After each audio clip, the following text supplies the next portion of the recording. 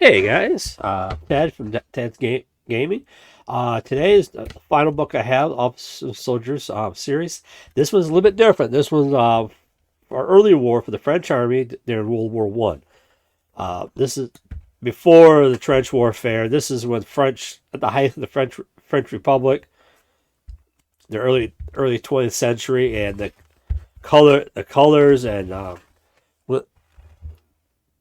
this the beautiful layout of the different uniforms and rank markings for the early war periods.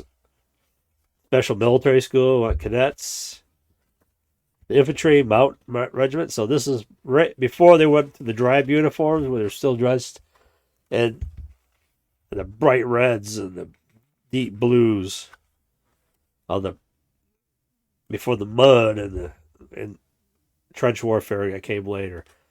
The Chasseurs of Pied, the guard units, mountain battalions of Chasseurs, dragoons, the Hussars.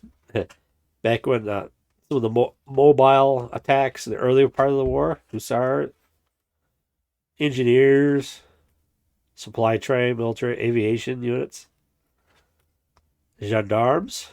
If you want to add some cops to your army, there you go. Or if you're doing some civil infractions or something, quartermaster, telegraph corps, the Zouaves, the different Algerian tirailleurs,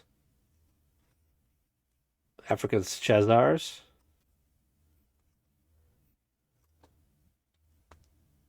light infantry, colonial infantry. So this covers basically the first year of the war, when the war was still glorious before it started bogged down and become mud and grime with the trenches. So if you want to start a period for the modern but not too modern, but if you know, in the 19th century, early part of World War One, when there were actually mobility, you had cavalry charges and stuff, and the colors were still there. Your colorful uniforms were still there.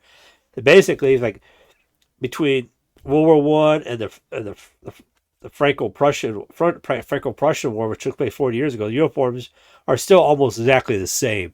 So basically, you're just refighting the wars, but with the second one, you actually got better weapons and machine guns. So it's just a different sort. Gives a different idea of the early part of World War One, because everything you see about World War One is the later half, and it was in drab or olive khaki and colors like that. But at the beginning, especially the French army was a very colorful army.